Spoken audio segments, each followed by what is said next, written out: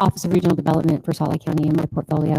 But as Tim mentioned, it's our understanding that Mayor Wilson, if she's confirmed, will be sitting on the council, and I will likely be her representation and proxy when she's not available, which is why I'm here. So look forward to working with everyone.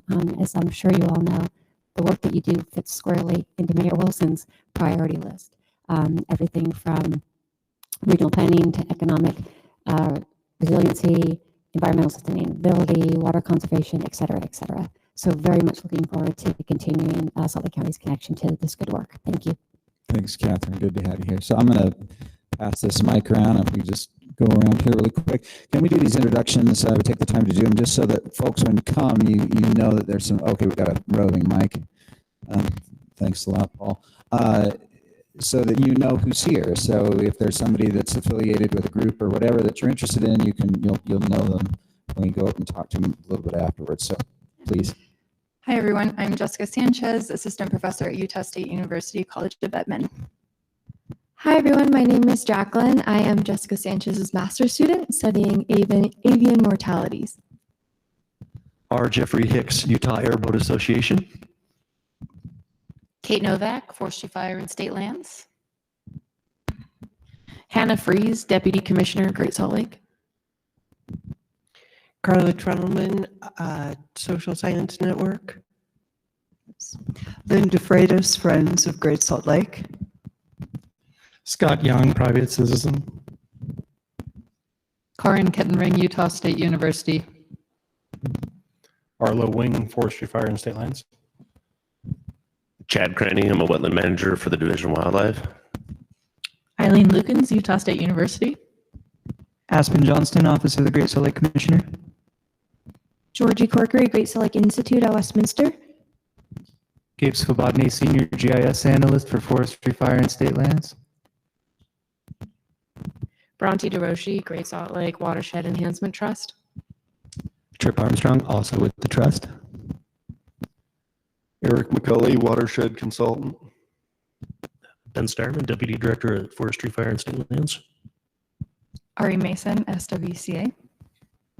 Ginger Zamora, Department of Environmental Quality.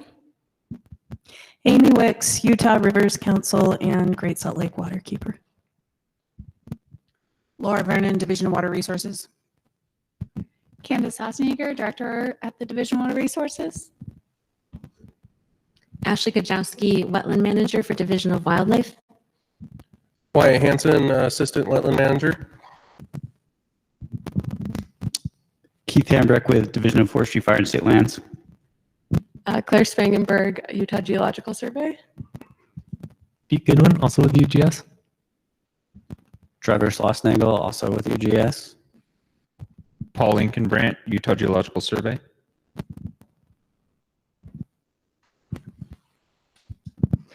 David England, Manager of Farmington Bay Waterfowl Management Area with the Division of Wildlife Resources. Hugh Herlow, Utah Geological Survey. Patrick Donnelly, Research Scientist and Wetland Ecologist, Wildlife Ecologist with Ducks Unlimited. Good morning, Soren Simonson with the Jordan River Commission and Jordan River Watershed Council. And I don't know if Heidi's online. I'm her alternate if she's not here.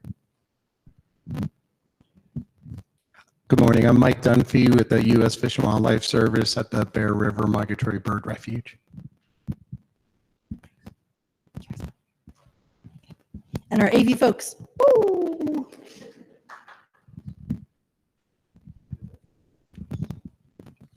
Thanks for that, everybody, and thanks to the AV folks. Really appreciate Paul, Jen, everybody else that helped with the setup. It takes a village, so thanks for that. I know several liaisons and council members online, and with that, just to declare that we have a quorum, and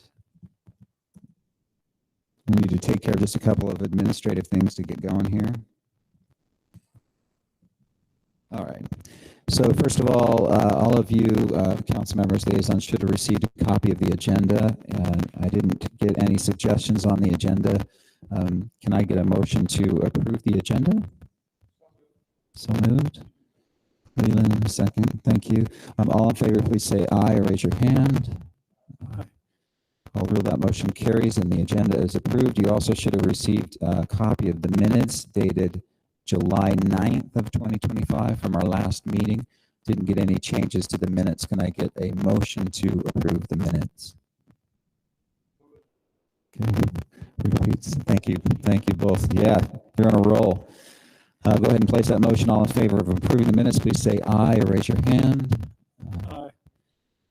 I'll rule that motion carries unanimously and the minutes are approved. Thanks so much. So we always, at the outset of these meetings, one of our duties and responsibilities as the Great Salt Lake Advisory Council is to advise and coordinate with the Great Salt Lake Commissioner's Office, and we're fortunate to have Hannah Freeze, the Deputy Commissioner, here with us today. And Hannah's been in the saddle now for a few months and working hard. It's great to have you here, Hannah. We'll turn it over to you for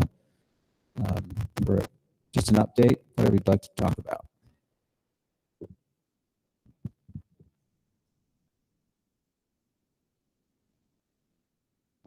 I'll come up here. Can everyone see that online? This is not anything earth-shattering, but thanks, Warren. Appreciate it. Just wanted to offer a couple of, are you getting a feedback or is it just me right here? Not too bad. Okay. I just wanted to offer a couple of updates from our office. And first of all, we'll start out just so that we're all top of mind today. This is the current elevation of the lake as of yesterday, 4191.3 in the south arm. Salinity levels are good in the lake thanks to the wonderful work by Forestry, Fire, and State Lands and berm management there. And so good news there. I will just briefly mention there's others in this room. I'm going to point to Ben Steyerman. When we talk about the causeway berm and the management of that, there is a special session coming up looking at legislation regarding the causeway berm and its management. What that legislation is looking at doing is giving Forestry, Fire, and State Lands more flexibility in berm management at different elevations of the lake. And if you have more questions on that, ask Ben. Is that fair? Okay, fantastic. I appreciate that. Just a quick overview of where we are statewide with drought. Drought continues to intensify. I compared a couple of these drought maps from a couple of weeks ago till now. A little more of the state is now in extreme drought than it was a couple of weeks ago, but we won't be all doom and gloom. It rained. Can we just have a moment that it rained? Yes, I feel so grateful for that. I know that there was great rains all around the state, and so that was a wonderful event. Up at my home in Tremonton, we got like 1.2 inches, which is a fantastic rain. I know in other local areas it was a lot more, and so although that didn't dig us out of any of the drought that we are in, it always helps to be able to get some precipitation, especially in this hot, dry summer that we have had. So I just wanted to, well, I think I skipped a slide. Yeah, just wanted to update you a little bit on some of the things that our office is working on. First and foremost, we're looking at some agricultural water leasing efforts. I know that there has been a lot of great efforts by the trust that engaging with agricultural producers and also efforts statewide. And so we're wanting to do some lessons learned and learn from those folks about what we can do to better engage agriculture. I feel really grateful in this position. I have a lot of friends in agriculture and a lot of friends at the Department of Agriculture and Food. And so we were able to have a really productive meeting last week to talk about what does agricultural water leasing look like? How can we get players to come to the table and kind of what it is and what it isn't. And so looking forward to sharing more with you as we move forward with that process about what it is, what it isn't, setting some parameters, setting some criteria, if you will, about what we would like agricultural leasing to look like and to be able to play off the wonderful efforts of the trust. We're also taking the opportunity to have a session of lessons learned with the Colorado River Authority as they've been engaging in water leasing efforts, specifically with ag producers in their basin.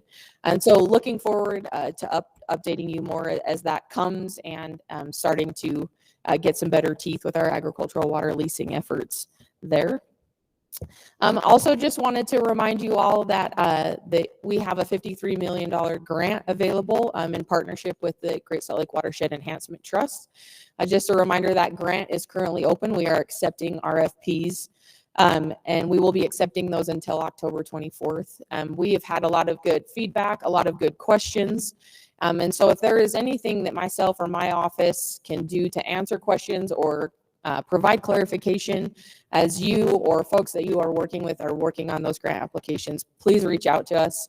We want to be able to help, and we want to be able to provide feedback and help you with those applications in any way that we can. The most ideal way, please come talk to us as you're here, but also if you could just send an email to that greatsaltlake@utah.gov, that pings myself and all of our staff if you have those questions, and then we can respond quickly to you and be able to help with any of those grant applications. I also will just mention and give a shout out to Hugh and team. This is a picture. I had the opportunity to go out on this Marshmaster out in the wetlands here and look at some of the amazing work that Hugh and his team is doing. Look at the amazing work that the trust is doing, and stand in a patch of 12-foot tall frag, which I think a lot of you are going to get the experience today and feel like you're going to die a little bit with the humidity and all of that. It was a really neat experience. It's something that I have a very little knowledge about, and so it was really good to learn from all of you experts. I really appreciated that opportunity, and it was just really neat to see the amazing work that is happening with the trust and restoring wetlands and fighting that frag. And so I'm really excited for the agenda today to learn more about Phragmites and all the work that is going on there. So with that, I'd be happy to take any questions, but I'd like to be sensitive in time because I think we have a great agenda with all of our Phragmites experts. So could I answer any questions? Any questions for Hannah, either in the room or online? Okay, thank you. See any. Thanks, Hannah. Just checking in, Warren, you're the person I can see. Is the audio improved or still the same? Okay, looks like we're still struggling with the audio online. Apologize to the nearly 40 people that have joined us online, so it's a big group there. Thanks for being there, and sorry about the AV challenges. Okay, as we've done these agendas, we often have a crowded agenda. There's a lot of things going on the lake, but one of the requests for the feedback we got back from the group is people wanted to spend some more time on specific issues, sort of dig in to specific issues a little bit deeper. And so we decided to use today's agenda to dig deeper on the issue of Phragmites. And so we have now a series of presentations on Phragmites, and then this afternoon, and this was an invitation only thing because there's a limited number of seats, but there's a tour for some of you to go out and see some of the work that's been done, just like Hannah was discussing. But we're going to turn it over to Keith. Okay, 1 minute to reset a system. So we're going to take a 1 minute break to reset the system. We'll see if we can't fix the AV.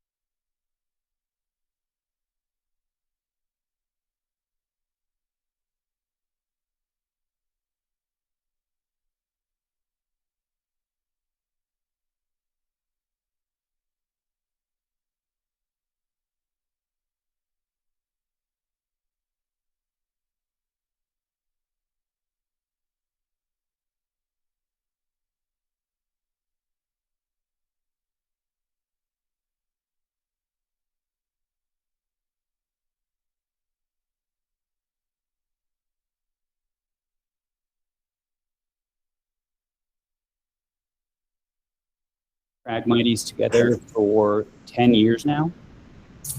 Chad oversees the Phragmites treatments on all of the Great Salt Lake WMAs that are managed by Wildlife Resources. And all of those impounded wetlands are partially built on state sovereign lands and immediately adjacent to state sovereign lands, the bed of Great Salt Lake. And I oversee all the treatments that happen on the bed of Great Salt Lake, as well as Utah Lake. And then the two of us combined, all that land incorporates the majority of the large-scale Phragmites control work that's happening. I'm gonna pass it over to Chad. Okay, thanks, Keith. So we're gonna go through. Is that feedback from me? But first, we want to just kind of take a step back in time here and look at what things looked like before Phragmites invaded. So this is a photo taken off the Turpin Dike here at Farmington Bay, looking out across the Great Salt Lake shoreline with Antelope Island there in the background. So in 2003, once floodwaters started to recede, we were just left with these expanses of mud flats with little to no vegetation growing on them. Just 5 years later, it was estimated that there was about 1,900 acres of Phragmites in this area. 2 more years, we're up to 2,600 acres. So it just shows how quickly this actually happened. By 2017, complete Phragmites domination. Once you get to this point, as you can imagine, there's just very, very little native habitat and native vegetation out there, very little to no bird use, and your wetland hydrology and wetland functions have completely changed at this point.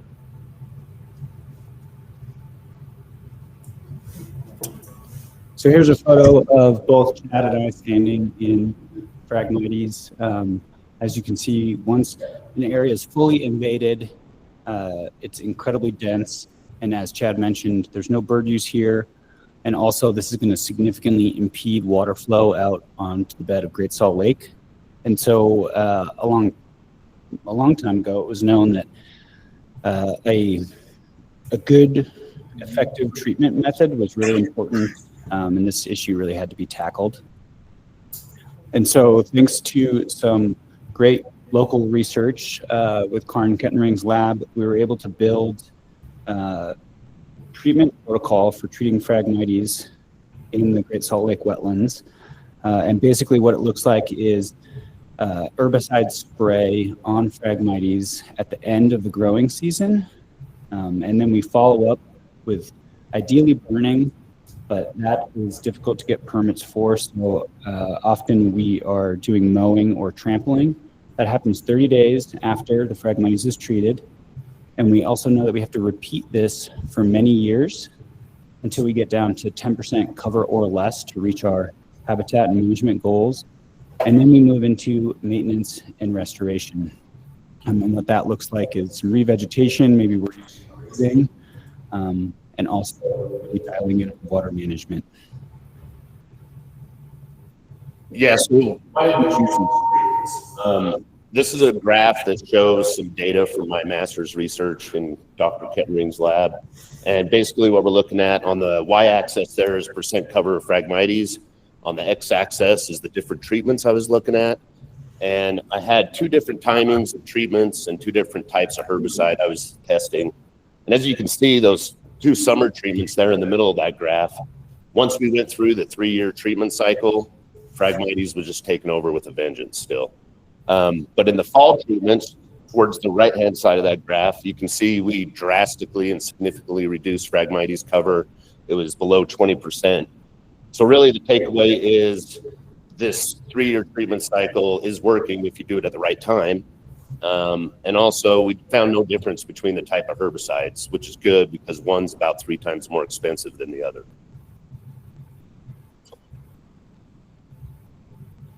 And so just to illustrate the importance of that research, the bottom line on effective control for Phragmites is that we have to use a systemic herbicide at the right time. So we're using a systemic herbicide because if anyone's familiar with a patch of Phragmites that's been mowed down or it's been grazed, within a month's time, even if it's graze down to nothing, it'll be back up to 4 feet tall within a month. We have to do that, as Chad mentioned, we have to do these treatments at the end of the growing season. But the other really important thing to note is that drought conditions significantly reduce the effectiveness of these treatments. And so we know we also need water. And then to effectively kill any given patch of Phragmites, we need effective treatments to take place 3 consecutive years in a row. So we need water. We need it for multiple years in a row, and the right time for any given patch of Phragmites is season dependent and location dependent, based on water and weather. And so all of this is to say that we have to capitalize on wet periods. And so we know we have more effective control when it's wet. We can also revegetate better when we have water. And then also when in limited water conditions, we have to be really wise with how we use our water for these treatments. Yeah, so on top of these mechanical and herbicide treatments, we're also using cattle to help manage Phragmites. And we're using cattle in areas where we know we don't have good or little water control. As Keith mentioned, that's a big part of the treatment cycle. We also put them in areas that we know are going to become drought stressed before we're able to spray. And then we're also using them in areas that have completed the 3-year treatment cycle. Phragmites is reduced to a manageable level, and we put cattle in those areas to help maintain it at that level.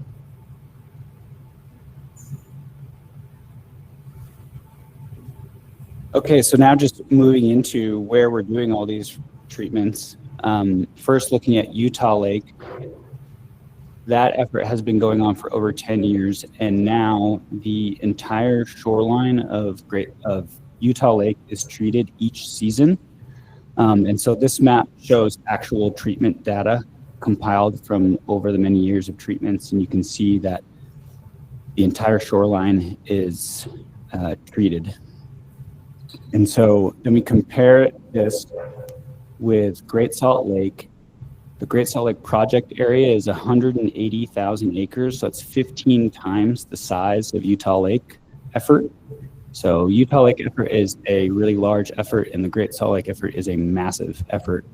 So I also have listed here the major land management agencies that have the most acreages to manage here. So Division of Wildlife, Forestry, Fire, and State Lands, Nature Conservancy with their Shorelands Preserve, the Fish and Wildlife Service with the Bird Refuge.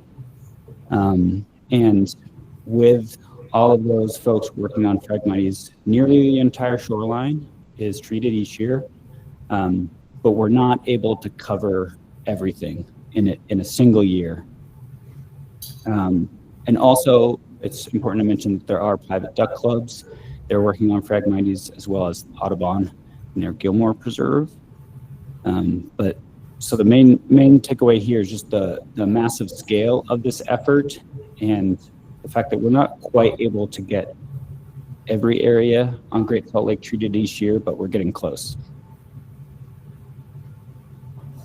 Yeah, so Keith just mentioned we have massive amounts of acres in our respective areas we're trying to manage. But if we zoom in on one of these areas, this is Farmington Bay here.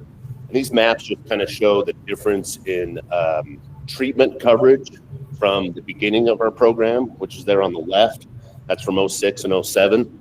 So you can see that each year we were just treating like 2 small units of Farmington Bay. Fast forward to this past fall in 2024, we're covering almost every unit within Farmington Bay. So that the purple there on the map is not actual Phragmites sprayed, but it's actual what we drove our ground equipment through to try and search out and spray what Phragmites is left. And 828 acres in about 4 days is what we covered. So basically that's telling me that we've really reduced the amount of frags in a lot of these areas, and we're just able to get through them a lot quicker and cover a lot more ground than when we first started.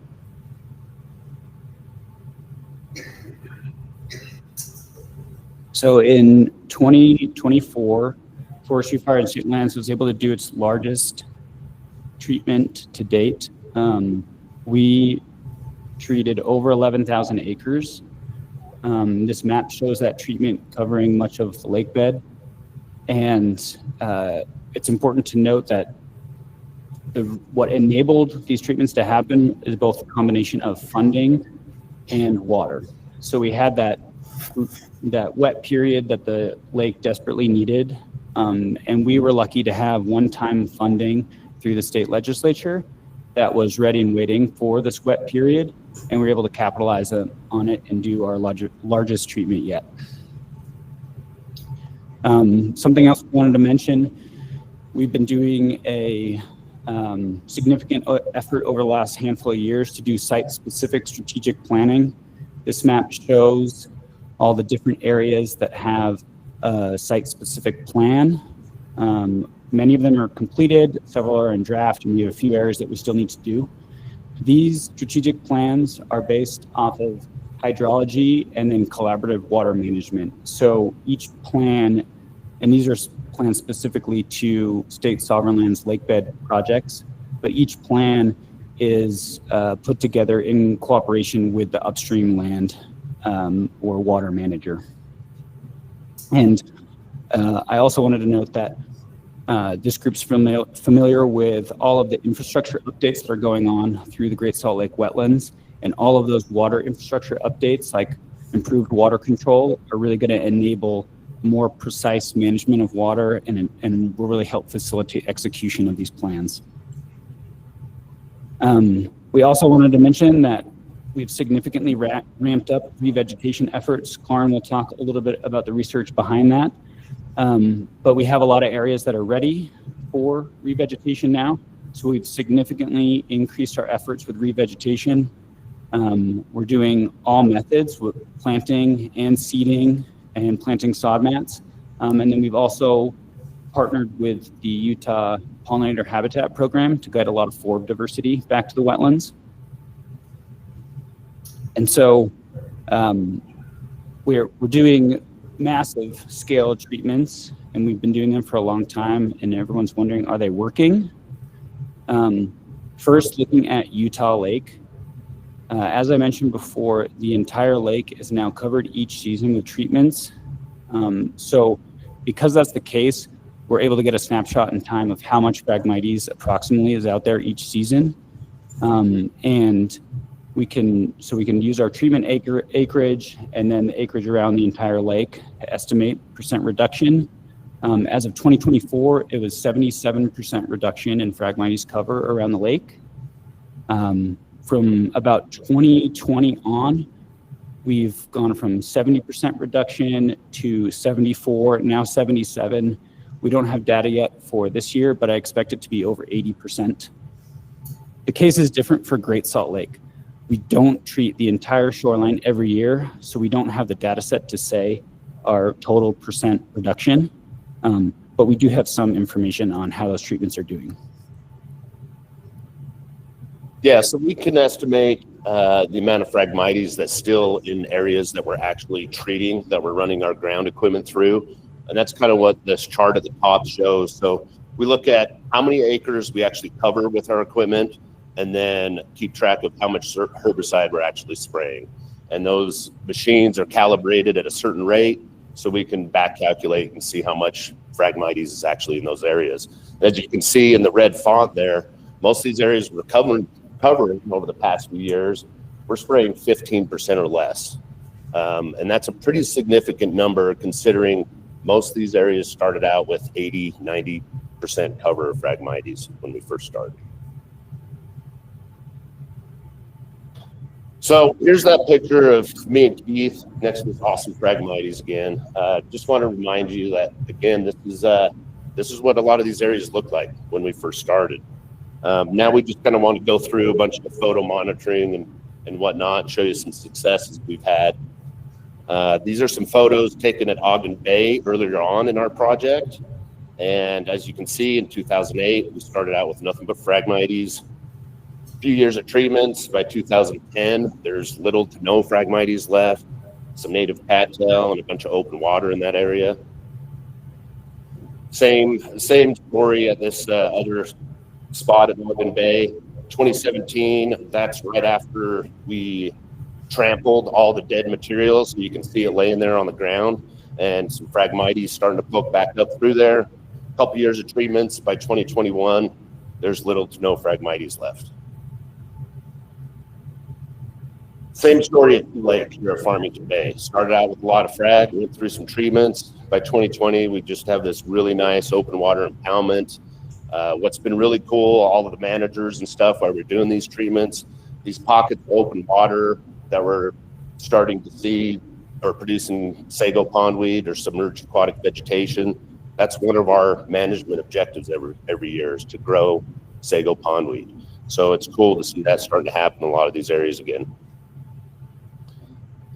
This is a map and some photos from the Willard Spur waterfowl management area. As you can see, we've been putting a big effort into this last couple of years. In fact, last year we sprayed 2,500 acres from the air. These photos here are taken from a point in that area.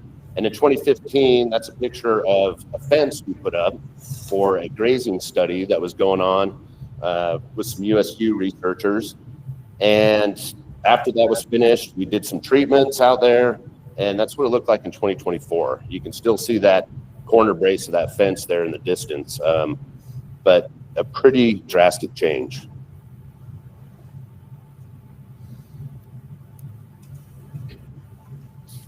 So you saw this photo in the beginning, and we highlight that peak in the background so you can orient the photo.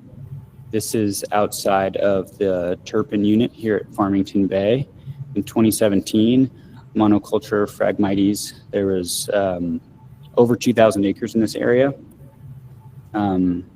We did a lot of treatments between 2017 and 2021. In 2021, the whole area is open back up. We have diversity of vegetation in there, as well as open water and bare ground. And then 2 years later, the area still looks the same, if not even better. And between those two periods, we didn't do any Phragmites treatments. This was just water management to maintain that area. So we're really encouraged by the results in this area, showing us that we can maintain these areas once we've improved them. So now I've just got a bunch of more recent photos of what we saw this season. Here outside of Howard Slough WMA and our East project, this whole area was about 1,500 acres of Phragmites, and it's now mostly 3-square bulrush, a native emergent plant. And we also have a bunch of alkali bulrush. So this was amazing to see this area after many years of treatment transform this season. This is the same project area, but further to the west.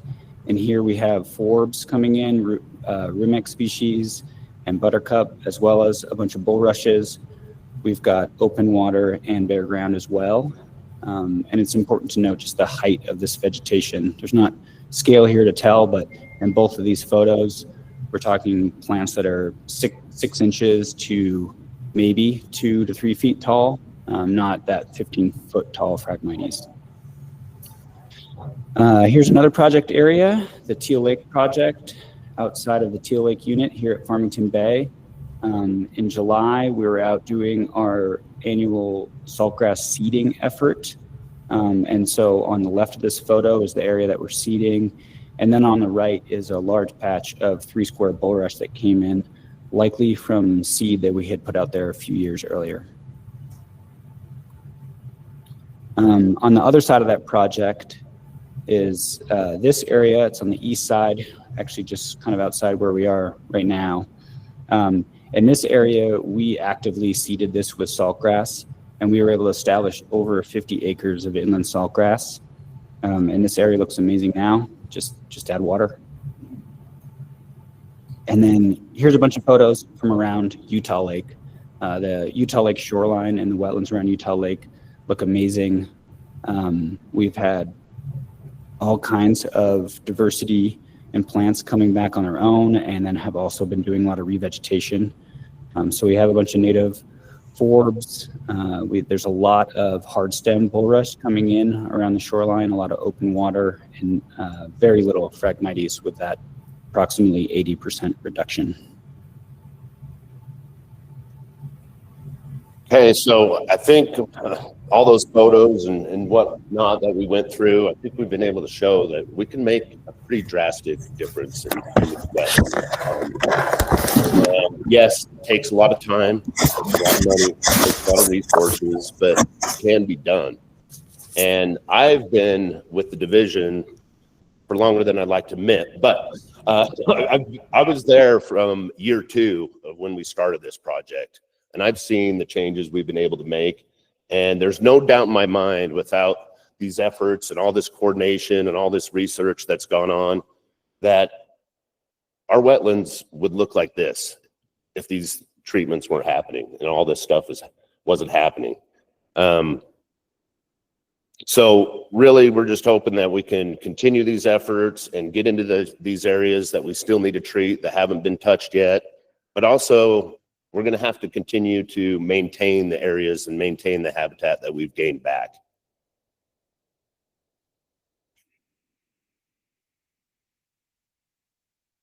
Maybe, oh yeah, here we go. Okay.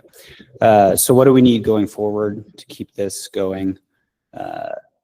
Hopefully you got the idea that we definitely need water for these wetlands, not obviously just for the wetlands themselves, but in order for our treatments to be effective. Forestry Fire and State Lands has ongoing funding, and that lets us kind of keep the majority of all of our project areas going. But we also would like to continue to receive one-time funding that we can hold on to as literally our rainy day fund for when we have wet periods, and then we're able to capitalize on those and do a lot more treatments and make progress quickly. The other thing we wanted to highlight is we are at the bottom of the watershed. And so we need upstream Phragmites control. So the other land managers and folks in the watershed really also need to control their Phragmites, since all those seeds are coming downstream. There are quite a few efforts getting underway for these treatments. So we just want to encourage that to keep growing. So in general, we just really need continued support. We know that this is working and we just have to keep at it. And then I'm really grateful that in the Great Salt Lake community, we have all these amazing researchers and tons of knowledge. So there's a lot of unanswered questions around Phragmites, and we've brought along all these researchers that are looking into different areas. And so, as I mentioned, we don't have a number for Great Salt Lake, and so we're going to start there with folks that are working on mapping. And then before we move to that, we do have a little bit of time for questions, I think. Thanks, gentlemen. Great presentation. Yeah, just quick, any questions? We'll start with members of the council or liaisons. Do you have any questions? Heidi? Go ahead. Thanks. Great presentation and great work, you guys. Appreciate the dedication to your jobs. What kind of setbacks do you see each year from the seed production when you're treating in the fall? Do you have a handle on that? So what kind of setback do you think you're getting, like of the proportion? I mean, you're showing us positive gain. How much is the seed production each year stalling your progression? I don't know how else to say that. You know, do you get that? Yeah. I think first, we're lucky that there's ongoing research right now looking at the seed bank viability of Phragmites, and we know that it drops off significantly at around 5 years. And so a lot of these areas, I think we know we need to maintain them for 5 years and be really careful in that time frame. And then after that, hopefully the majority of the seed bank is no longer viable. But as far as the specifics, we're not always able to track whether what regrowth we see is from seed or from rhizome. Sometimes it's easy to tell, other times not. And I think the remote mapping efforts, once those get figured out, are really going to help us figure out if that's a key player, because we could do things like change detection and try to find areas that no longer had Phragmites that now do. Just for the audience, clarify one of the tricky things about frag, and if you have problem plants in your yard, typically if they spread by both seed and rhizomes, sort of those roots underground, it makes them really, really hard to control. So that's what they're dealing with here. Just a question, how long, basically what kind of head start has frag had in the state of Utah? Do we know roughly when it was introduced? Because obviously it's decades worth of frag just spreading, and now we're just starting to fight back, right? Right. So I believe, and Karin might be able to correct me, I think the first herbarium record for the invasive strain of Phragmites was found in 1997. Was it 93? 93. So, and there was no real large scale efforts put in place until 2006. So it had quite a head start on us. Okay. Thank you. Any other quick questions? Yeah, Ryan? Just a quick question. So 10 years ago, we used to talk a lot about the amount of water that was lost through Phragmites, the transportation, and comparable to, I think it was like the Weber River. Do we have numbers now of how much is still being lost after these efforts? Yeah, so there was one estimate done that was theoretical, and we compared it to inland saltgrass, and we found that approximately 40,000 acre feet per year could be gained from less evapotranspiration if we converted all of the Phragmites into saltgrass. But that is just a theoretical estimate, and we have a presentation later that's talking about some efforts to actually measure Phragmites evapotranspiration. So we're trying to get a much better number on that. Leland, you got a question? Just a quick one. On one of the slides, you had a picture of units where you've been working, and then ones that are planned, that you have more planned. But you mentioned South Davis Sewer District as one of the units. Is actually South Davis Sewer District by Farmington Bay Waterfowl Management Area, or is that Central Davis area by Kaysville? So that should be Central Davis Sewer District, yeah. Okay, that's a good catch. Just curious. Leland. You're on it. What? I said you're on it. That's a good catch. It's well, as a sewer Central person, Davis I'm Sewer very District. involved in that. Yeah. Yeah, go ahead. Just appreciate all the work you're doing. Those photos are impressive, how that salt grass is coming back in. So what percentage of the frag are we currently attacking, of the WMAs around the Great Salt Lake that we're currently working on, or what percentage is left we really haven't had a chance to even touch yet? I'm just curious overall, just an estimate, your best estimate. I'm just curious. To my knowledge, on state sovereign lands on the bed of the lake, I would say maybe there's about 40 to 50,000 acres there was about 40 to 50,000 acres of Phragmites that we could have worked on or could be working on. And of that 40,000 acres, I think we've got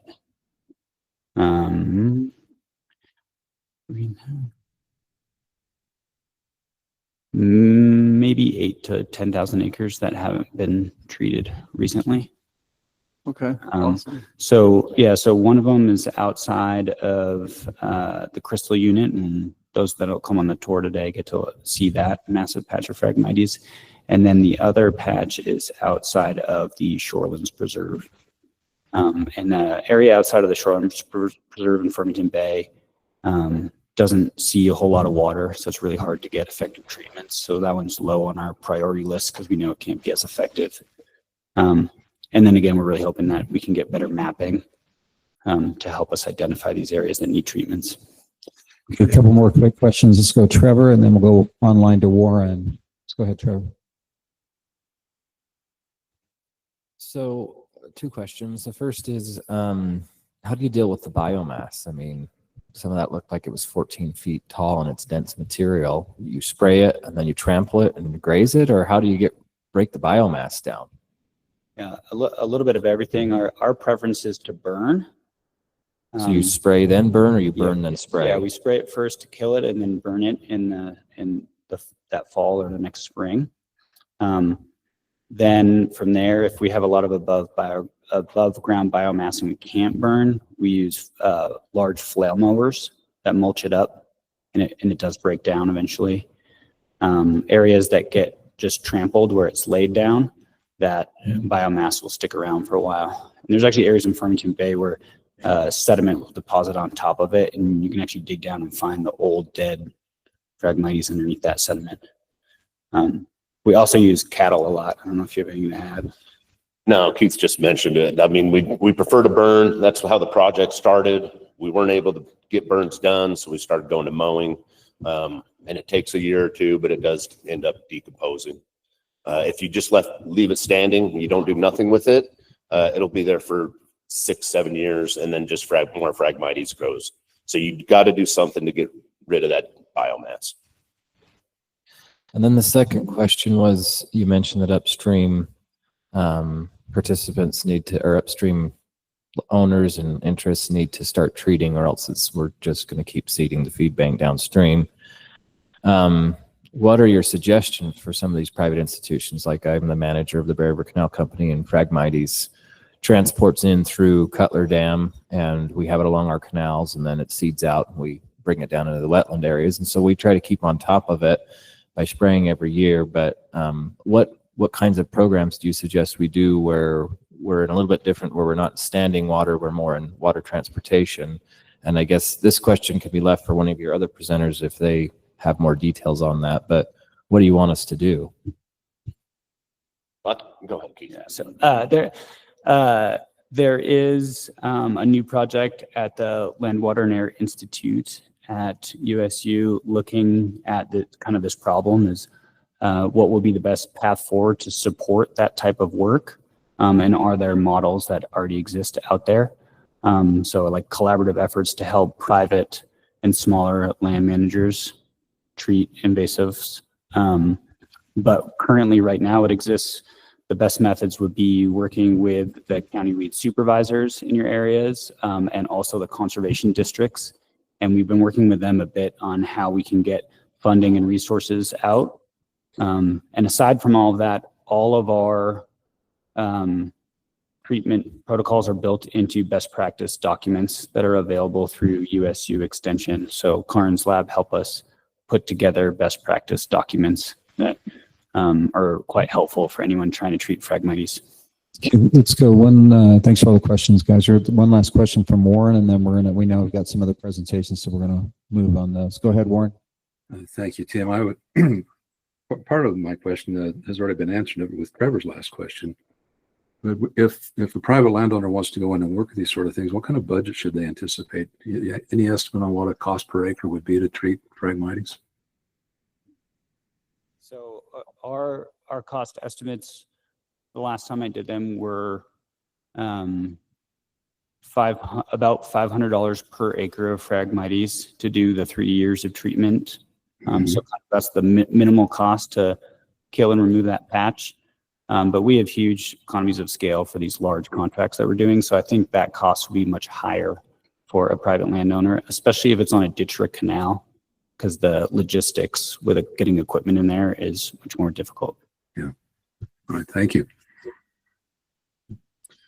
Okay, thanks, gentlemen. Let's go ahead with next presentation.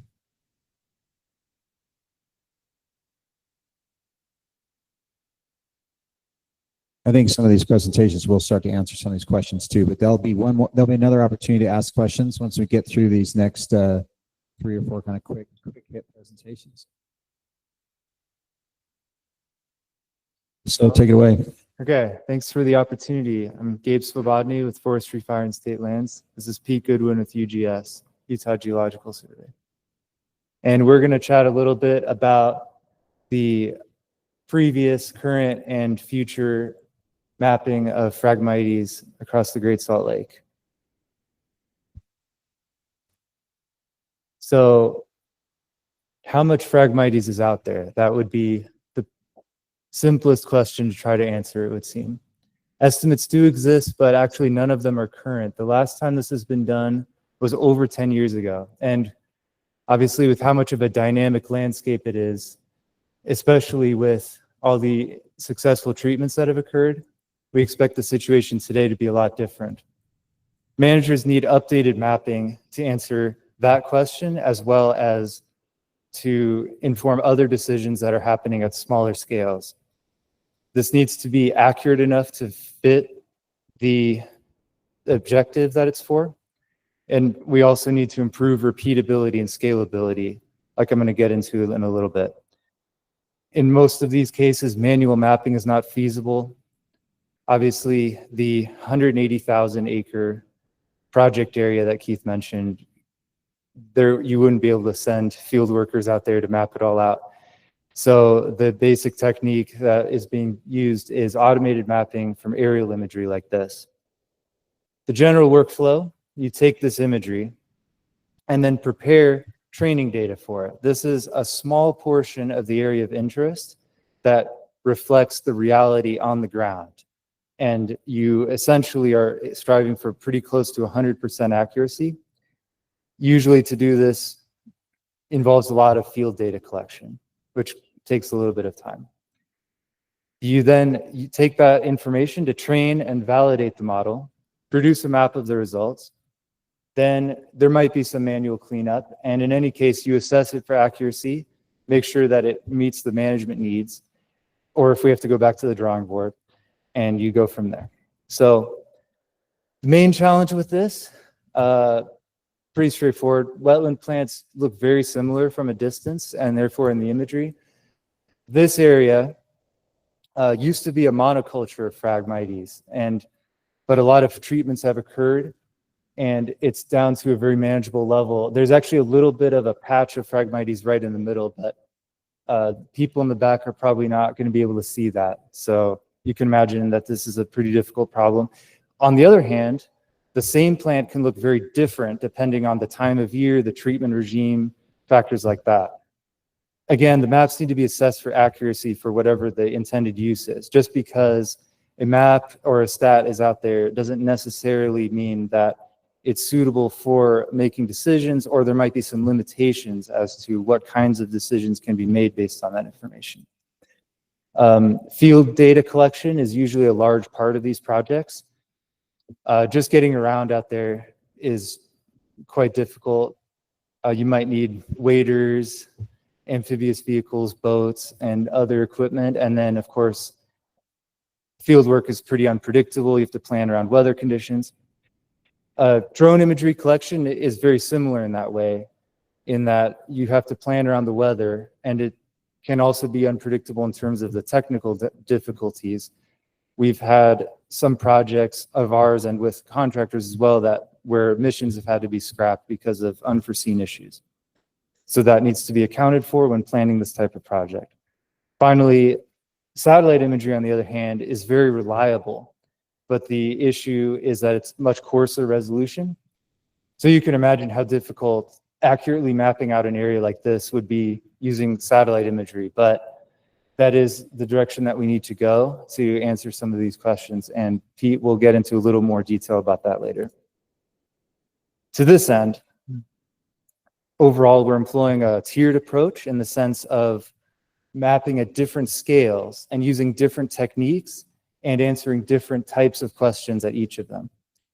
So obviously, I don't expect you to be able to read this diagram. The writing's pretty small, but overall, so I'm gonna start at the bottom, the acres. Basically the bottom box, this is mapping that occurs on the scale of a few acres at a time. That's not useful for any kind of management objective in itself. The purpose is to create reliable training data. Then when you get into the hundreds to thousands of acres, these are areas that can be flown with a drone and can cover areas where a lot of intensive treatment and restoration are occurring, so that land managers can get finer scale mapping and make finer scale decisions based on that. Then finally, the top two boxes, once you start getting across the entire project areas, it's no longer feasible to fly a drone across all of that, of course. And so we have to figure out methods using satellite imagery. We do have many partners working with us on this difficult problem. Outside of the DNR, we are working with other land management agencies and academic institutions. So I'll go into just a little bit more detail about that management unit or finer scale mapping that I alluded to. This has been ongoing for years, primarily in the area around Howard Slough, and we've made forays into some other areas as well. It's a collaboration between our two divisions and the University of Utah. Like I mentioned, the basic methodology is using drone imagery to capture the entire area of interest. The advantage of this approach is you can create fine scale mapping like this for intensive land management decisions. And if it's an area where a lot of work is being done, then it's worthwhile to put effort into the mapping to be as efficient and successful with those treatments and restoration as possible. The disadvantage is, again, we can't fly a drone across the entire project area. That's never going to happen. We also, so that's the scalability piece. We also have issues with, that says replicable there. I don't know how the drone got bigger, but maybe it's a little closer, I don't know. So the replicability is a challenge because of the factors I mentioned earlier, so that the different time of year, hydrologic conditions and so on, as well as lighting conditions and little things like that. It turns out that a new model needs to be trained for each imagery collection. And so to accompany that, you need to create new training data, which means more field work. And so all of those things together does make it a little bit more time intensive. And so that being said, I'm going to turn it over to Pete to talk about all of the efforts that have been done and are ongoing with the larger scale mapping. That's a really nice overview of the mapping. Appreciate it. Because I'm not going to do that overview, I'm just going to jump into some of the projects we've been doing. So UGS has been working with Forestry, Fire, State Lands and Fish and Wildlife Service to help model Phragmites. And we've been working kind of at the tens of thousands to hundreds of thousands, kind of those top two tiers from Gabe's slide. Our first project was in 2023 at the Bear River Migratory Bird Refuge. We collaborated again with Forestry, Fire, State Lands and Fish and Wildlife Service. And we wanted to explore some of the modeling workflows, like what could we do effectively, how might some of this data work, that sort of thing. We wanted to update mapping on the refuge, particularly the lower portion, that 30,000 acres outlined in that pink dot, if you can see that. And we also wanted to create training data that could be used in turn for larger modeling efforts. And that's kind of how UGS, or at least Rebecca and I, got involved in this Phragmites work, is that we have a lot of experience with wetland mapping, interpreting imagery, and digitizing large amounts of features from that imagery. Then just a quick overview of our results. There we go. We were able to do it. We were able to model dense Phragmites with high accuracy, which is really exciting. And even more encouraging, when we use different imagery inputs, we were able to get very similar results. So if you see, I don't know how to, can you all see my cursor? Yes. So if you see this orange blob in kind of these bottom panels, to see how similar that is across each imagery, like that is a very encouraging sign for our models. We also provided some foundational data to Fish and Wildlife Service, helping them understand just how much Phragmites is out there in these lower units, as well as demonstrating that some units exceeded sort of this 10% target that they were shooting for. And finally, this was Rebecca and I's introduction to just how important training data is for these models, and like really a very good learning experience for us. We are continuing this work, and our current project is at Farmington Bay here. And we're working with Forestry, Fire, State Lands, Fish and Wildlife Service, and DWR as well. And we are looking to scale our modeling up to whole management areas. And we're going to model Phragmites across the entire refuge and the entire wildlife management area. We will also look at, test how we create the training data. We'll look at if we can create training data from past imagery to effectively model past Phragmites extents. We'll look at if we can use drones to be more efficient in how we analyze or create the training data. And finally, we will do some analyses to kind of find that sweet spot of how much training data do we need for an accurate model without spending undue time and effort creating that training data. I can't share results because the project's ongoing, But we wrapped up all of our drone flights in early August, and everything is looking super promising. And this is a screenshot from some of our drone flights out at the outer ends of Farmington Bay. And then just quick, Gabe mentioned that there is lake-wide mapping data sets out there. And they variously estimate Phragmites anywhere from like 20,000 to 40,000 acres. However, there are some difficulties using those data sets. Each data set has a slightly different method for how it identifies Phragmites, and it also has a slightly different geographic extent, or the area they identified Phragmites within. So it makes it really tough to compare results between models or results between these data sets. Each data set also has different accuracies and different strengths and weaknesses, further complicating how you use the data. And the biggest difficulty and hurdle for all of this is just the age of mapping. Our most current mapping data set is from 2014. That's the NWI. If you look at the image on the left, you can see that the NWI, the Phragmites extent, is that orange boundary, and that represents 2014 conditions, and it's overlaid with satellite imagery collected in 2021. And you can see just in the 7 years how much Phragmites, let's see if I can get my cursor again, how much Phragmites has expanded out, and then how much treatment has been done kind of on the lower left side of the image. Like this data set is really, like almost unusable at this point. So obviously the next step is lake-wide mapping. There's a huge need to understand how much Phragmites is out there. And folks are working that. Patrick Donnelly, who's actually joining us today, currently has a proposal to monitor and track annual Phragmites at large scales, aka the entire Great Salt Lake Basin, using cloud computing and satellite imagery. This is really exciting. But we also just need to continue our mapping, kind of in the theme of like Keith's and Chad's talk. Like this mapping effort requires ongoing work. So we need to maintain our accurate data.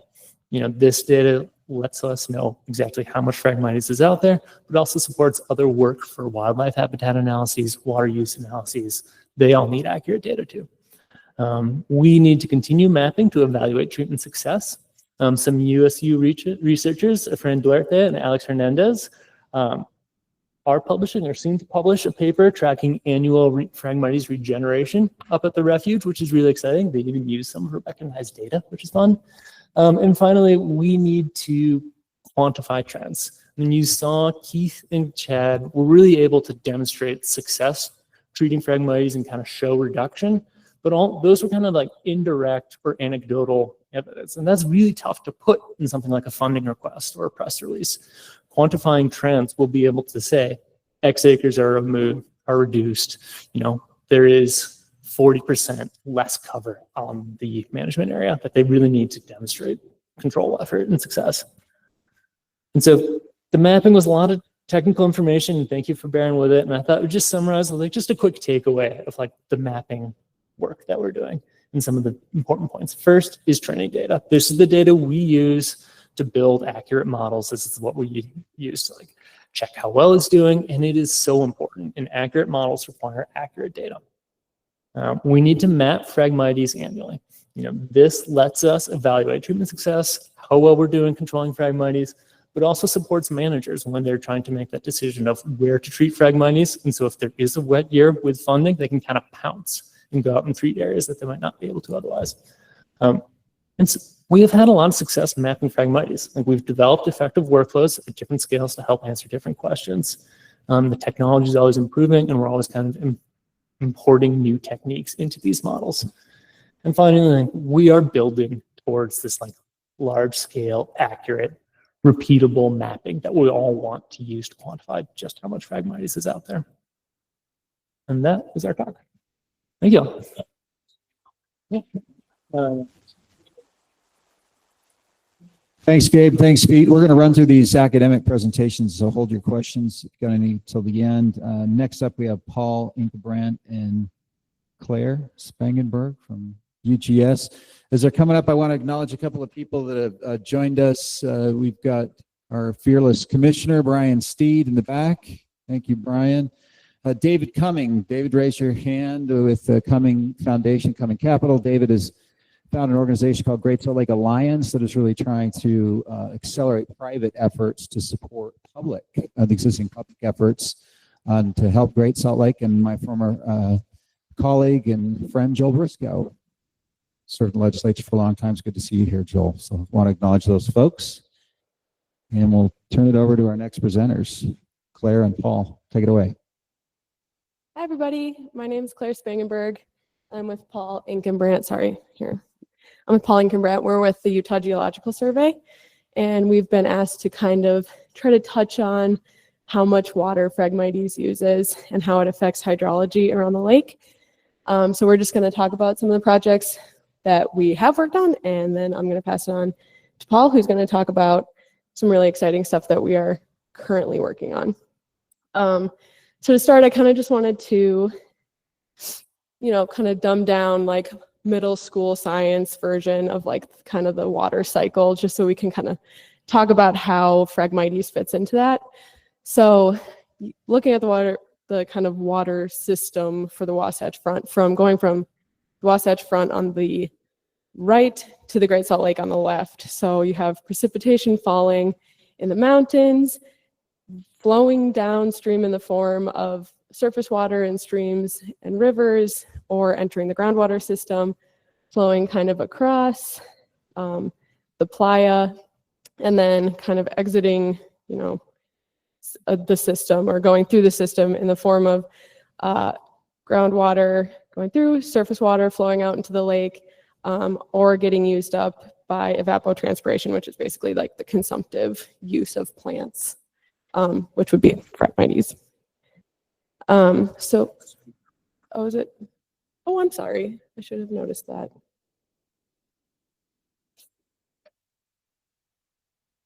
Oh boy. I did it. We are in, gotta go to Chrome. Oh, that one. Oh, is it that one? Yeah. Yeah, he does it. Okay. Yeah. Bear with us, folks online. We're just minimizing the screen as somebody requested. Go ahead. Okay, sorry about that. So we were asked a couple of years ago in 2022 and 2020, or through 2024, we got funding through the Forestry, Fire, and St. Lands Tech Team to make a water budget, basically like quantifying the components of this like water system for the Nature Conservancy's Great Salt Lake Shorelands Preserve. So over the course of those 2 years, we measured the surface water inflows, the groundwater inflows, precipitation, and then did our best to measure surface water outflows and the other outflows. And that's all well and good, but we found that, surface water as it flows into the preserve goes through like, nice channels that are easy to measure, but then as it kind of goes out into the lake bed, becomes very diffuse and just sort of like sheet flows out into all of this frag that you can see. And where's my cursor? Out in here, in this area, out in the lake bed. So it just flows out in there, and for much of the year, a lot of the surface water doesn't seem to really even surface flow like out into Farmington Bay and actually reach Farmington Bay. And so for our water budget, we calculated the surface water that left the preserve by kind of looking at the consumptive ET of the area that is out in the lake bed like that. And we actually found that the ET from directly off of the shorelands and directly outside of the shorelands basically accounted for like all of the water that goes into that system. All the surface water, a lot of the groundwater seems like it's getting used up by that Phragmites that's out in this area, which for that area was about 25,000 acre feet a year. And so just like some rough back of the napkin calculations, that's about like for every acre of frag, that's like 3.5 to 5 acre feet a year of water, which is pretty significant. But for our calculations for this project, we used OpenET, which is an open source software that uses aerial imagery to use ensemble models to come up with ET estimates. We didn't have direct measurements, and so that's kind of a next big step, and that's where Paul comes in. Oh, it looks like my image isn't showing up, but so we've been with support. Oh, there it is. With support from Forestry, Fire, and State Land, Tech Team grants, and the Utah Division of Water Resources through the Basin Integrated Plan and the Commissioner's Office, we've been able to set up a eddy covariance station in the Phragmites in Farmington Bay. And this allows us to directly measure the amount of evapotranspiration that these plants are using. I operate a network of these sites that measure ET across the state, and this one is one of the highest measurements of evapotranspiration that I've measured so far. This site is nice because it was just treated early this month. And so we've been collaborating with Keith and the Nature Conservancy to get a really, and Rachel at BYU, who's coming up. Hi, Rachel. And we'll be getting to measure the before and after treatment and how that affects the hydrology of the area. We've also taken LiDAR and multispectral drone imagery of this site. And so we're trying to get a full picture of how the hydrology and the microbiology and the physiological response of the plants using this hardware that we have out here. At the bottom of this slide is a link to the PhenoCam. So we have a camera that takes time-lapse imagery, and you can get a current status of how green the plants are out there right now. And unfortunately, we haven't seen a response so far in the greenness of the plants after this treatment. And I haven't seen a huge change in ET yet, or the amount of CO2 or any of those factors. But hopefully soon, we'll see a response to that treatment in this frag patch. Here is the total yearly ET. So we just, right before treatment, we have a full year of ET measurements at that site of the frag.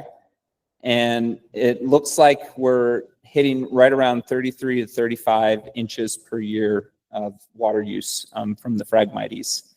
And this compares relatively well to the open ET measurements, though their measurements are generally a little bit higher depending on which of their models you use. You can look at our data directly at this link at the bottom of the page, ugs.easyfluxweb.com. And that has all of our stations, including stations that the University of Utah operate at the Great Salt Lake Mineral Ponds and at the Playa in Farmington Bay. So here is also a comparison between the OpenET satellite-based ensemble estimates and the measured values that we've collected. These are daily values.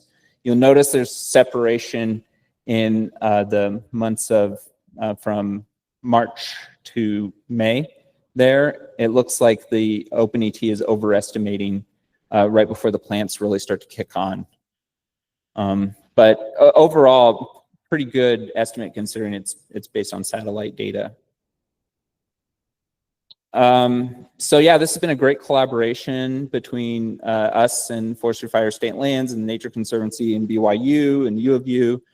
We hope to continue measuring ET, not just in Phragmites, but also at impoundments and in the open water of the Great Salt Lake and other areas around the watershed. And so there's a lot to still be learned with direct measurement of these areas and a lot to be gained. And I'm excited to see how things change as the treatment takes hold, hopefully soon. So thank you. Thanks, Paul. Hey, thanks, Paul and Claire. I know they're gonna stick around. So if you've got questions for them, we'll get to in a minute. And our next contestant on The Price is Right, Dr. Rachel Wood from BYU, here to talk about environmental impacts of the treatments themselves.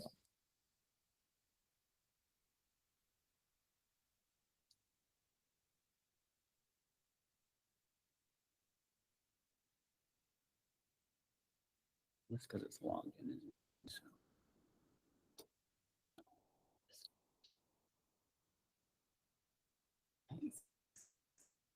Okay, hi everyone. So I'm Rachel Wood. I'm a newish faculty member at BYU, just finishing up my 3rd year. I study nutrient cycling in wetlands and lakes. I'm especially interested in microbial communities, and I've been looking at, oh yeah, that's always on there. Thanks. Especially thinking about how these things are affected by Phragmites invasion and how that is really changing our wetlands, and looking at the whole community perspective there. Okay, so importantly, wetland soils are hotspots for nutrient cycling and water quality regulation. So these are some of our best resources.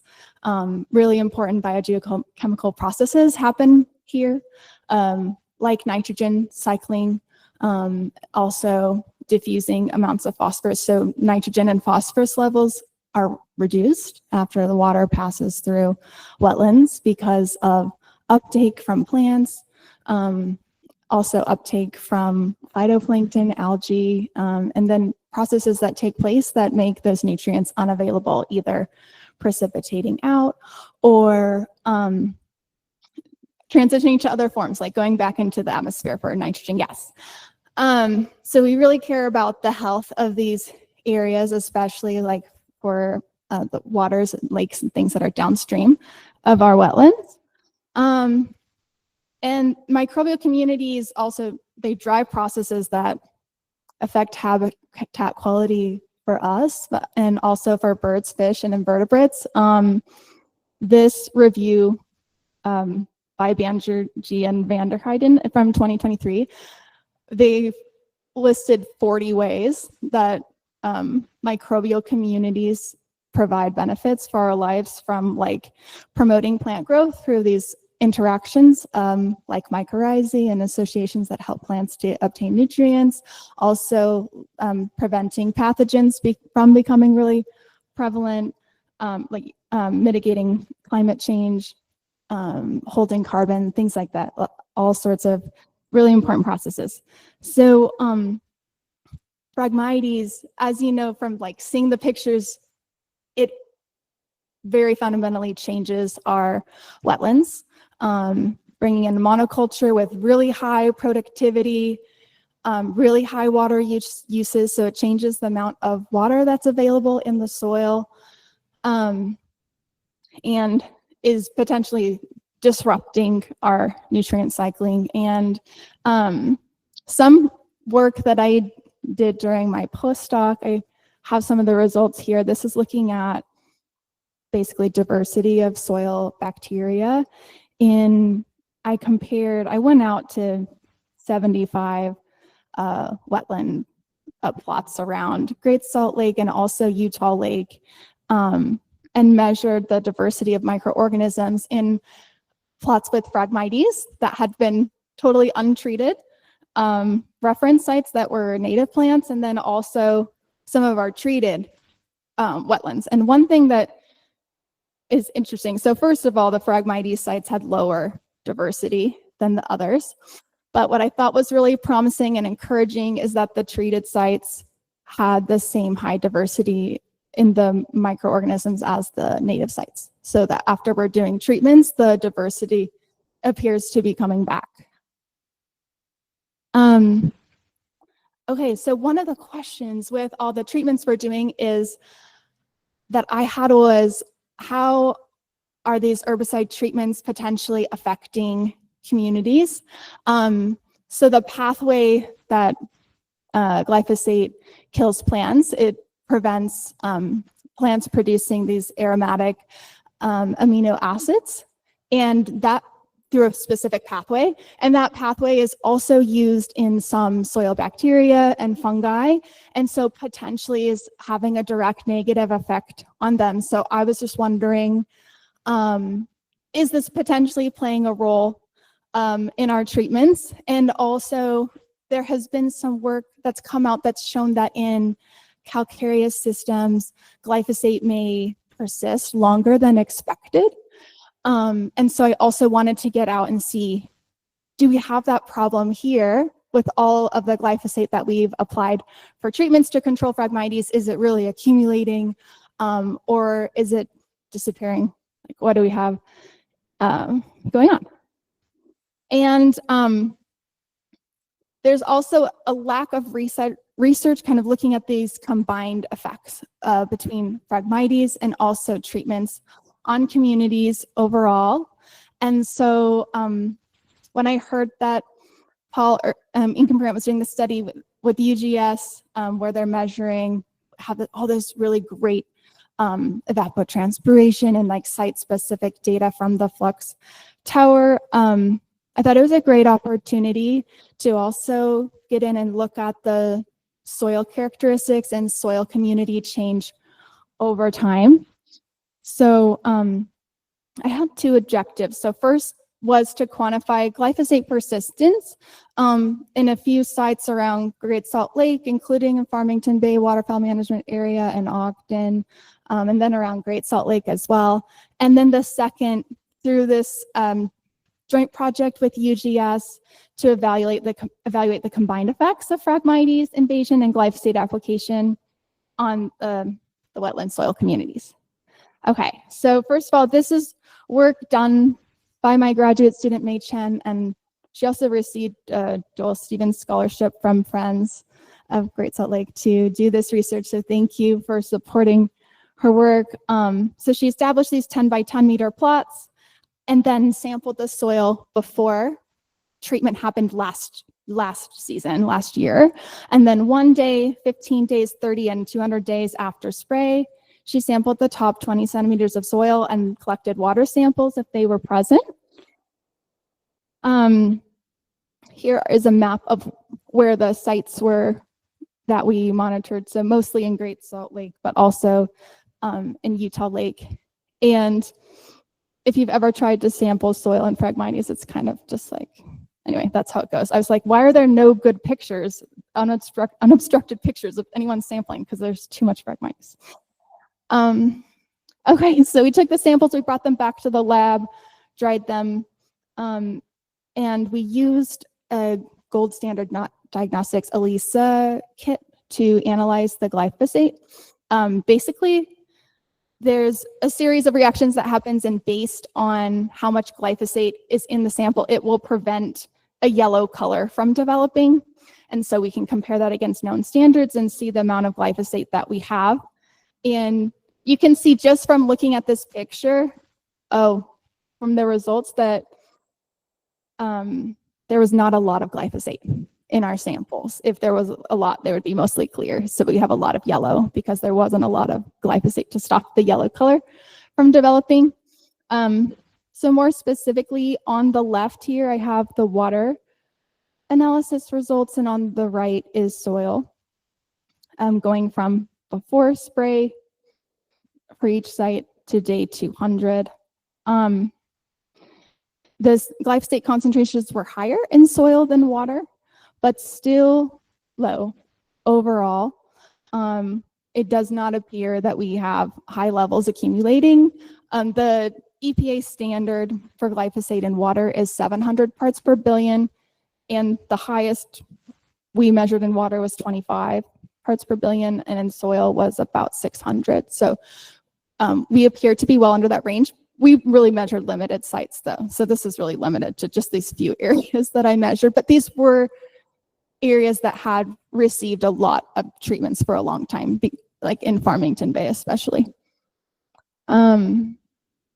Okay, so this is a GAM model showing the glyphosate versus the days after it was applied, and it looks like we missed the peak here with our sampling, doing 1 day, 15, 30, and then going to 200, thinking that by day 30 most of it would have dissipated, but actually it looks like we missed a peak at between 50 and 100 days. So in our further analysis, we're going to do that. But there's this delay because we spray the plants, and then depending on how much rain there is or how long once the plants die and then they're decomposed, then the glyphosate will enter the soil. So we're measuring soil, which is why there's that delay.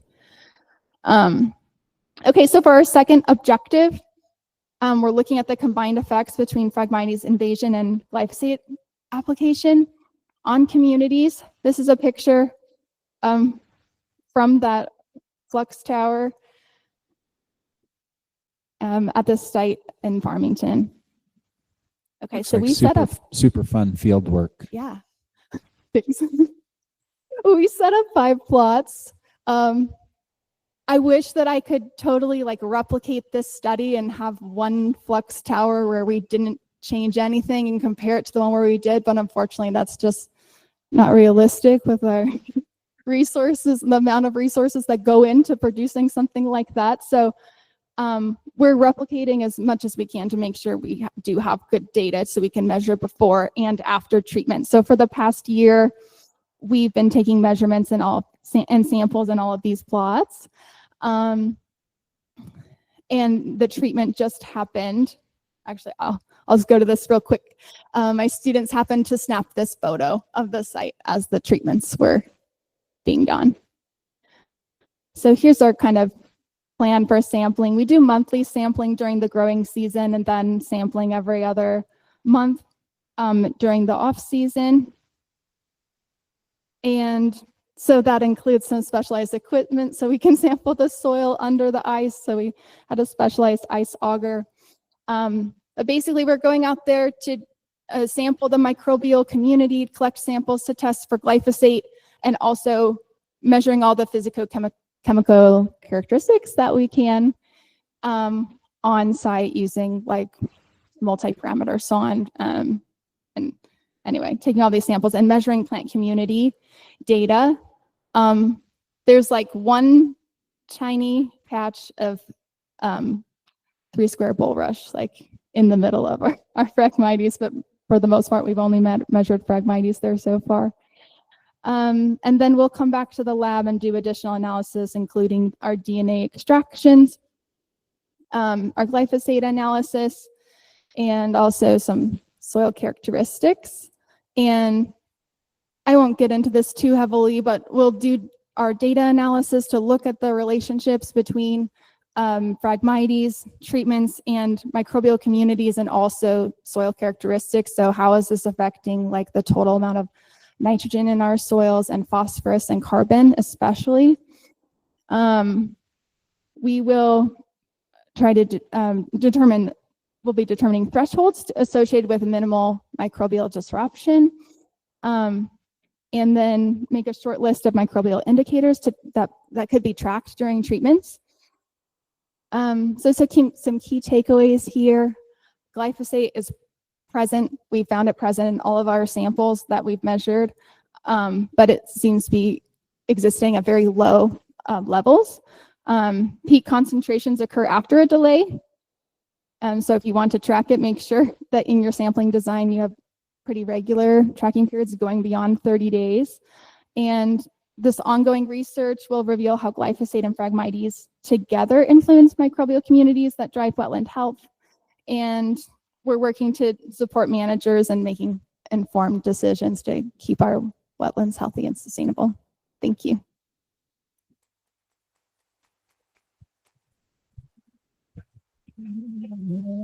Thank you, Rachel. Our last presentation, Dr. Karin Kettering from Utah State's here. And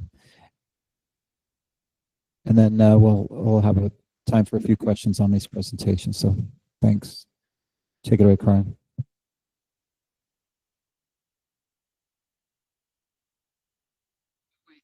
That's not it. Do we have the fancy button in the way? Nope. Okay, great.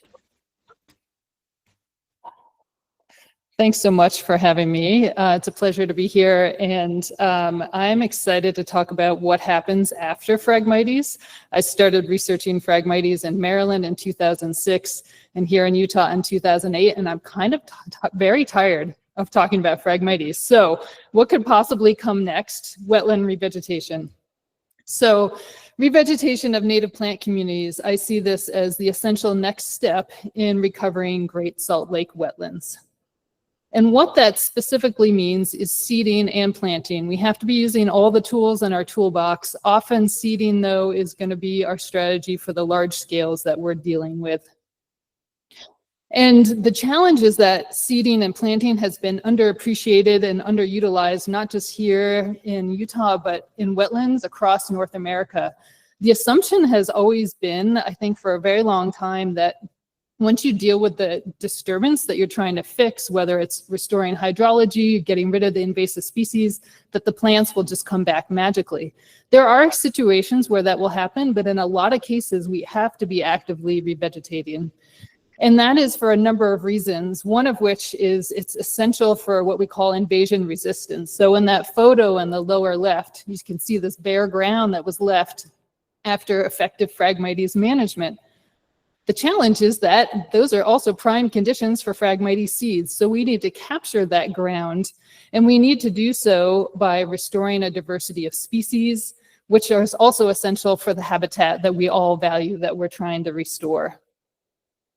So I'm going to talk really briefly about some of our work over the last 10 years or so, and we've been working hard to develop and refine best practices for seeding and planting. And I just want to start by acknowledging that this is the work of a lot of graduate students, as well as many collaborators from restoration practitioners and wetland managers, many of you in the room today. So it's been a fun few years, and I'm going to talk about some burning questions. Do you like my flaming question mark in the upper left there? So the most basic question is, what species and how the heck do we get them out there? And it might seem very straightforward, but actually it is complicated.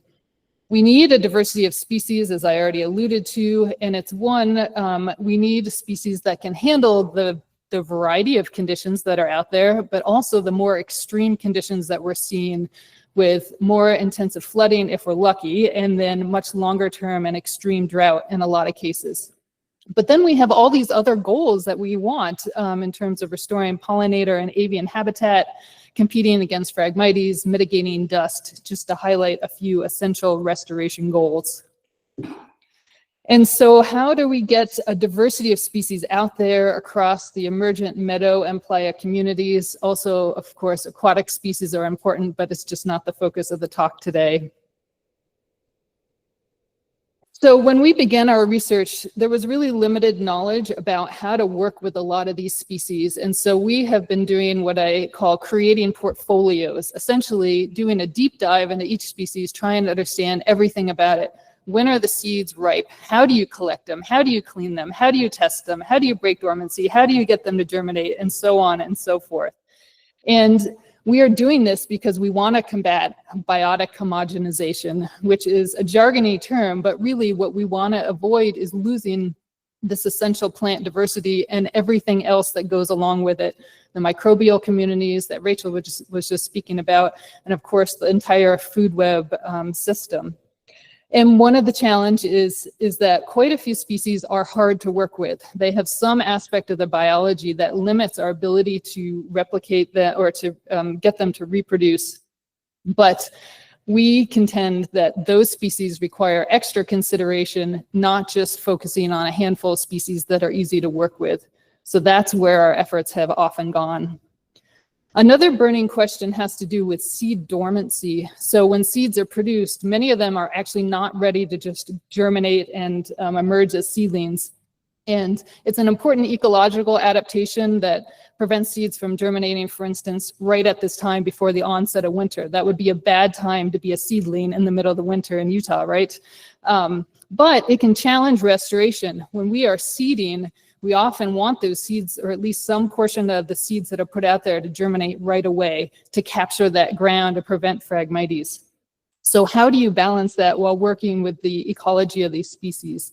We're often trying to mimic what would exist naturally or occur naturally in nature, whether it's cold stratifying seeds, storing them moist in refrigerators, such as they have here at Farmington Bay that David England's team uses, or we're trying to mimic actually bird digestion or soil abrasion by using either physical scarification like sandpaper, really basic stuff, or chemicals like bleach or acid. And so part of the challenge then has been taking the information we figured out in the lab and then scaling it up to working with huge bags of seeds. So each of those bags is about 50 pounds, but then, you know, if Keith or Chad are out there seeding large areas, they have many, many bags of these seeds that might have to have dormancy broken. So that has been a challenge that I think we have addressed pretty well from methods that they have developed. And then I'll just highlight that there, from a lot of research we've done, again in the lab, we've been able to identify that there's a lot of variation among species. So on the far left here, we've identified these different patterns. One is that there's some subset of species that don't actually require dormancy break. Great, they're easy, you can put the seeds out there, we know they'll do well. Species like Western golden top, that was about 25% of the species we looked at. And then there's another chunk of species, a pretty large number, that require cold stratification. So usually just putting the seeds moist in the refrigerator for about 4 to 6 weeks. Not a big deal. The more challenging species turned out to be a lot of the sedges and bulrushes, which are a lot of our highly valued habitat species. And they require more complicated cold stratification and that scarification on top of it. So it just, you can imagine when you're working with vast quantities of seeds, if you scale up that, when you're trying to scale up, that can really cause some logistical challenges. Another basic question or burning question is, how much seed do we put out there? Well, obviously that greatly impacts budgets. And that matters because our native seed supplies are extremely expensive, particularly for wetland species, and at times limited, and I'll touch on that in just a minute. So we don't want to be wasting this valuable seed. So we have done quite a few experiments trying to optimize seeding rates, both in things like kiddie pools. There were a lot of very sad young children in Logan the year that we did this experiment and bought every last kiddie pool in town. But we also did some field experiments from Ray Robinson's masterwork, and we've identified a few things. One, a lot of that seed dies, and that is just the way it goes. It seems to be a trend both in wetlands, grasslands, rangelands. Somewhere potentially 90–95% of the seed will just die, and that's because seeds are very picky. And so in general, when we're seeding, we have found that we need to be seeding about 3 to 5 times what had been the standard rate in the region. So that's, you know, again, trying to scale it up, that's a lot more money and a lot more seed. We have worked very hard to develop best practices based on sound science, and then we have also worked very hard to try to share what we found with other folks. And so one of the things we have done is just try to formalize things in easily accessible information through extension documents. These are all freely available on our Wetlands Extension website. And really our goal is to build capacity for wetland restoration. That is what we are after. So looking ahead, just a few comments about wetland revegetation in the future. So how much wetland habitat can be restored? And I would just like to highlight a few things that I think will not surprise you, but are going to be very problematic. At the end of the day, we are going to be vastly constrained by water availability. As I mentioned, seeds and seedlings have high mortality. They're very picky, very sensitive. On this photo on the left, these are plots from outside of Teal Lake for Montana and Haley's projects that's currently underway. And you might think, why did we put plots in such a dry area? Like, what a waste of time. Well, when we put these plots out, when we started the experiments, there was sufficient water, and it seemed like the right place to be putting in a diversity of species. But as happens in many of these wetlands, as soon as the water was turned off, which is not a fault of the managers, it's just purely due to upstream diversions and water rights scenarios, the wetland dried out pretty dramatically, and even the most drought-tolerant species that we put out there really did not survive at all, especially into the second year. This photo was just taken from a couple weeks ago. So it's really a huge problem, and it's largely because even if we can get some seeds and seedlings starting to go, they're still quite vulnerable basically for that whole first field season. So we need water, not just for a couple weeks, but through sustained, so species can get strong root systems established. We also recently, about a couple years ago, asked wetland managers throughout the Intermountain West what are their major challenges in terms of revegetation? We wanted to dial into this, but we wanted to know not just here on Great Salt Lake, but generally what people are facing. And so the most commonly faced challenges that the 55 or so wetland managers responded were with respect to environmental conditions. Drought and climate change was at the top of their list. Right below that, invasive plant species, and then related to water, again, the ability to have sufficient water at the right time. Everybody is dealing with this. We are not alone. And then in terms of capacity related challenges, the biggest challenges folks are facing in terms of doing more revegetation or just any revegetation, not enough budgets, not enough people, and then the logistical challenges. These are not simple. You're not just going out and throwing a bunch of seeds out there. As I've been trying to convey, there's a lot of steps and it's not a straightforward process. Oops, I have no idea what just happened. Sorry, one sec. So I would just ask, what costs are we willing to incur to be successful in what it takes to restore these wetlands? If we need to be seeding at higher rates, if we might be needing to reseed multiple sites or reseed sites over multiple years, if the conditions are not potentially suitable one year and we have to go back, are we willing to invest more in the water that we need to sustain these wetlands?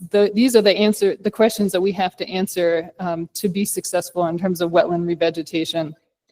And I think, are there resources, both the human and the water resources available that's proportional to the scale of the need here? And that is going to be a huge challenge.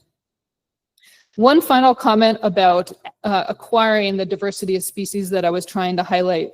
We also did a big survey of native plant vendors throughout the Intermountain West region to find out what is actually out there. What could people buy if they wanted to buy on the market?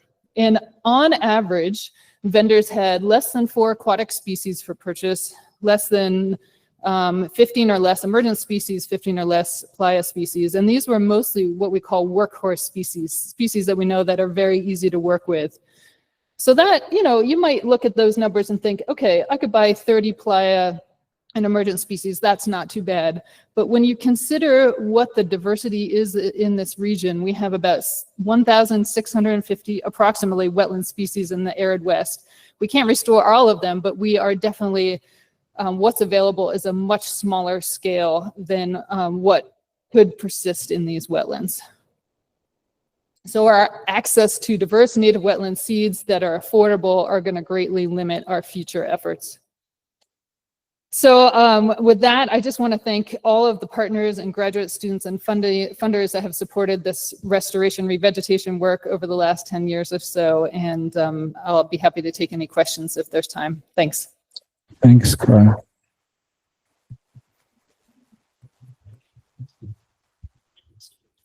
Okay, we're a little bit late in the hour, and we covered a lot of ground. So hopefully that gives you a sense of just the sweep scale of the work that's being done. We appreciate all the great research and efforts that everybody's doing. That's awesome.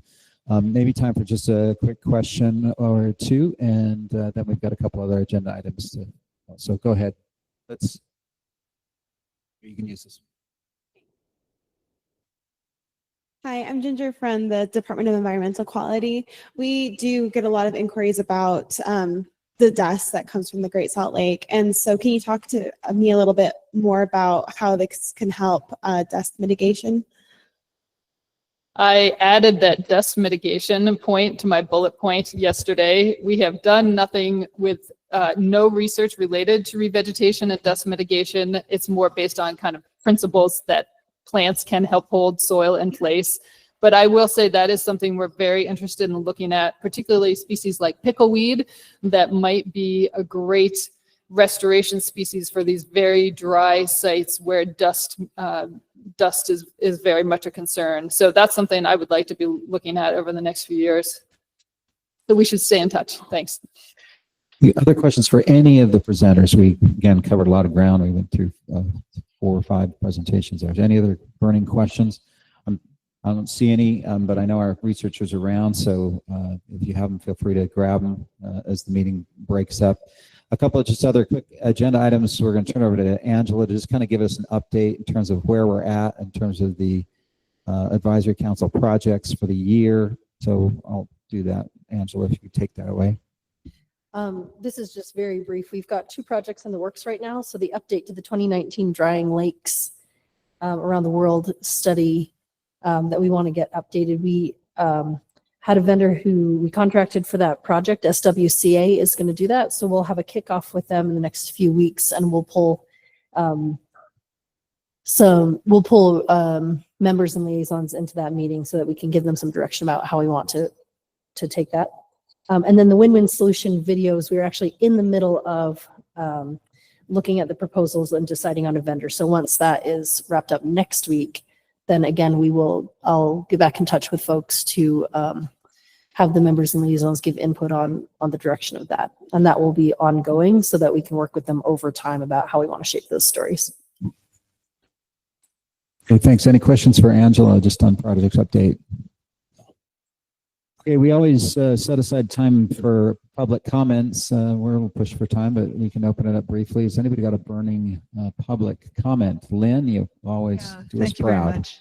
This is a really great way for the advisory council to focus on these important areas that are a part of the whole in the watershed and the lake. We really appreciate that. Also, Friends of Great Salt Lake is having their fall fundraiser on October 9th. Information's on our website. I hope you can find time to make it. Thank you. Thank you, Lynn. Any other, Laura? Hi, everyone. I have 2 quick items. The first one is the Division of Water Resources, you may have heard, is hosting the Utah State Water Talks as we're updating the state water plan. A couple of meetings have already been held in the state, and we have a couple more through September and October. And so I will have send a link to Angela, and if you wouldn't mind, Angela, sending that out to the advisory council group of all of our opportunities to connect on updating the state water plan. And the second thing is we are getting ready to ramp up efforts on the Great Salt Lake Basin Integrated Plan, hiring contractors to help with modeling and planning. So we're going to be coming to the advisory groups and the watershed councils on a more regular basis, and look forward to some more time and discussion and input from the advisory council on that. Thank you, Laura. Thanks for all your great work there. And as people see lots of opportunities to contribute. Soren? Hello, Soren Simonson with the Jordan River Commission and Jordan River Watershed Council. Good to be with you. Fantastic presentation. I know a lot of you have been working on Utah Lake and Great Salt Lake, Phragmites, and we're trying to ramp up work around the Jordan River as well, which we know is connected to this whole watershed system. It's impressive the work that's happening. We know we still have a lot to do. I wanted to just mention a couple of things that might be of interest to this group. This month of September is the Jordan River Commission's annual Get to the River Festival. If you have not been on the Jordan River, especially around the area of the wetlands as you enter Great Salt Lake, and you're interested in joining us for a paddling event, we have some of those coming up over the next couple of weeks. We'd love to host any of you to join us, or we're happy to schedule something for you on your own outside of events we have going on. We also have a lecture series that's happening this month, including perspectives from indigenous Native American communities and the Great Salt Lake Collaborative, which is doing a focus with the Jordan River this fall. And we invite you to come join us for those lectures as well. You can find all the information for the Get to the River Festival at gettotheriver.org. Thank you. Thanks, Sean. Angela. Forestry, Fire, and State Lands. Several of the projects mentioned today talked about the Great Salt Lake Research Tech Team grants. We are changing the timeline for those. We're going to put those out much earlier this year. We're actually hoping to get the applications out in October. So we'll flood the communication channels when we actually get them out, but I just want to give you a heads up. If you are thinking about applying for those, it's a very different timeline than last year. So hopefully we don't run into some of the bugs that we have in the past of not having things ready when the funding is ready to go. Okay, thanks, Angela. Okay, normally we just sort of have an open mic for the council member and liaisons, but I would just ask if you have thoughts, agenda items for future meetings, let us know. We appreciate everybody's participation today. If you're going on the field trip, and again, that was kind of an invitation only, sorry we can't accommodate everybody, but if you're going on the field trip, I think meet Angela probably over on this side to sign some release and waivers. If did not get an invitation to that, but you really, really want to go, come talk to me and Angela. We'll see if we might be able to accommodate maybe just one or two more. And thanks for everybody that's helping make that happen. I think that's probably Forestry, Fire, and Division of Wildlife Resources to man boats and things like that. So really appreciate them. Thanks again to all the presenters and everybody for participating today. And with that, can I get a final motion from council member to adjourn? So moved in a second. Good. Go ahead and place that motion. All in favor of adjourning, please say aye. Aye. We are adjourned. Next meeting is Wednesday, November 12th. Same bat time, same bat channel. Thanks, everybody. Bye-bye.